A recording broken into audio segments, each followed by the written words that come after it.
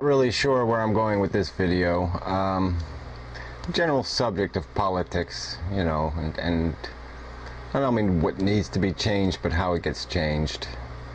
All this Ron Paul discussion, everything else, it sort of gets you thinking about the system, about people, what motivates them, what people really want from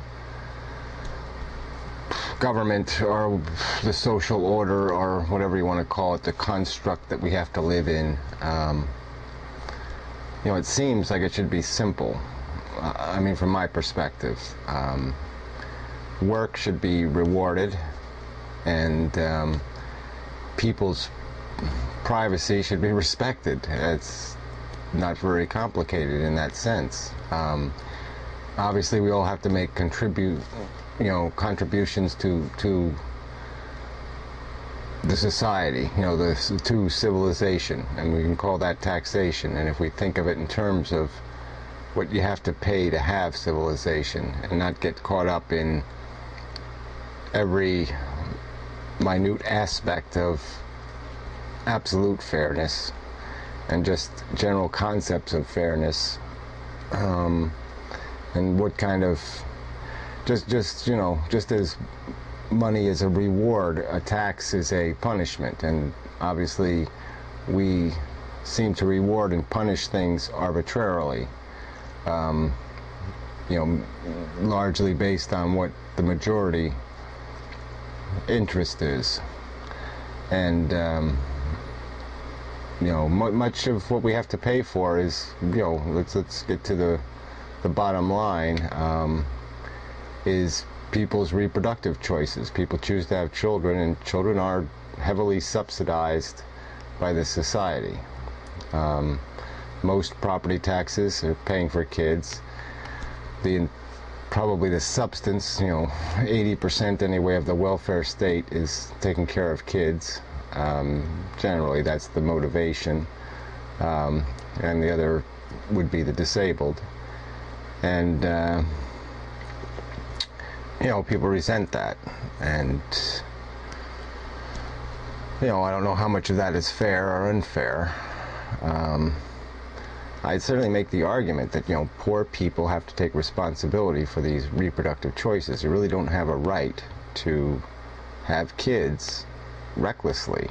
It just really can't be just an absolute right. I mean, there's got to be some mechanisms built in to discourage that behavior without hurting anybody. And that's always the trick, is to discourage behavior without hurting anyone, without being draconian. I think, I've used the cigarette tax as an example before, but I mean, even that tax, I mean, it might make sense if you grandfathered in the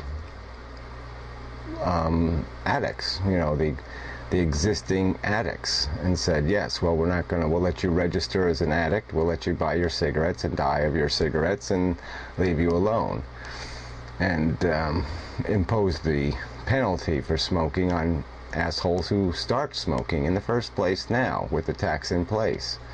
I mean, if somebody's that foolish, okay, maybe they should pay a price for it. But again, even that's a hard thing, because it's very hard to penalize 10-year-old kids or 15-year-olds or whatever age they start at, and you really can't make that a mistake they have to pay for the rest of their life. That's really unfair.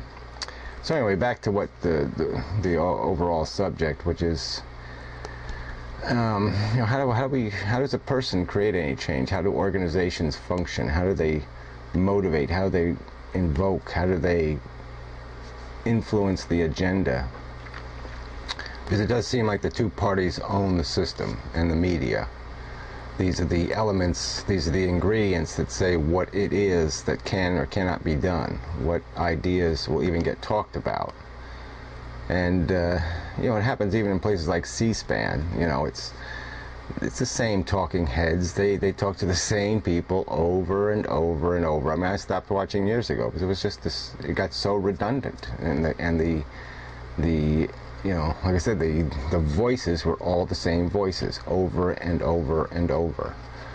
New York Times, you had to be this, it was all these, these credible sources that aren't very credible because they're part of this broken system. And I did a search last week on on the voting thing. Now I can't remember the name of it. Instant runoff voting. And on YouTube, and it was kind of discouraging, because some of my videos, I mean, if you added up my videos in the top 10, I'm probably the loudest voice on YouTube for instant runoff voting, and that's pretty bad. It's really bad.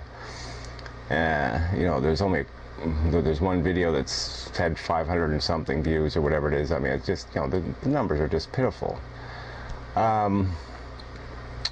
And you got to say, I mean, how could such, I mean, it really is a good idea. I mean, it would open up the system. And once the system is open, it would encourage the creation. I mean, I got an email from somebody who wants to create another political party. And it seems a reasonable idea, and I might work on that. But it can't go anywhere. It can't do anything until the system is receptive to it. There's no point in having a political party if people are intimidated out of voting for it because they're fear that the evil will be empowered by them wasting their vote on something they believe in. And so that part's really got to change. And I was also in the context of this whole Ron Paul debate. I mean, I don't know, I don't follow all the nuances of the political crapola because I'm very disenfranchised with both political parties. I mean, I always hated Republicans, but I really hate Democrats now too. And I was thinking, is Ron Paul going to run? I mean, if he loses the Republican primary, is he going to run as a libertarian for president? Because that's going to have a consequence, that we're going to have this spoiler in the race, and what's going to happen. I mean, I don't think the libertarians are going to have no candidate, and so it seems reasonable that he's going to be the candidate. Sorry. So it's something to consider. I don't know exactly, like I said, I don't know if the libertarians have some other candidate in mind, but what's going to happen there? How much is that going to make a mess of the election? And but like I said, it's just there's so many. I mean, the libertarian, I can understand some people saying, okay, yeah, we got to get rid of this federal government because it's evil, but the state governments are just as broken. I mean, I've dealt with them, and the local governments are even more broken. And so, I mean, it's the problem isn't having a smaller scale for the government. The problem is the way government is structured, the way it is formulated, the way it is created. Because it does have these legislative bodies, but there's no point in having two separate legislative bodies if they are made of the same people. And if you elect them the same way, if the same majority is allowed to own every single representative, then they aren't representative bodies, and they're not going to do what they're obligated to do, because they're only going to be acting in that majority interest. And no other interest is going to be heard. So, I mean, I think it's an important change. I mean, changing the way people are elected, the election process, has got to be a first priority, because no other change is going to take place through the Democrats and the Republicans. They are not going to fix any of this. They are not going to create accountability.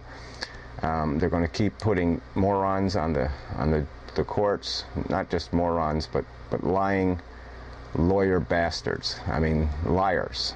The courts are full of liars.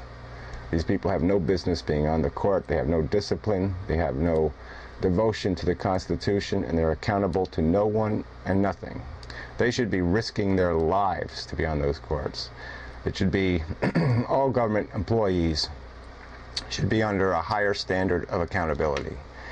Any transgression of the law should be a 10 times greater penalty if you're a government employee. If you swear an oath to the United States Constitution and you do anything to violate the laws of this country and you're a government employee, well then you should pay a very, very high price, the highest price. Because we have to be guaranteed that at minimum the people in government are not criminals, aren't lying, cheating, motherfucking bastards. That's got to be the minimum expectation. They can be idiots, but they have to be good-intentioned idiots. They can't be malicious game players. They can't be self-interested crooks. That's just not acceptable, and we have to impose that. I'm out of time.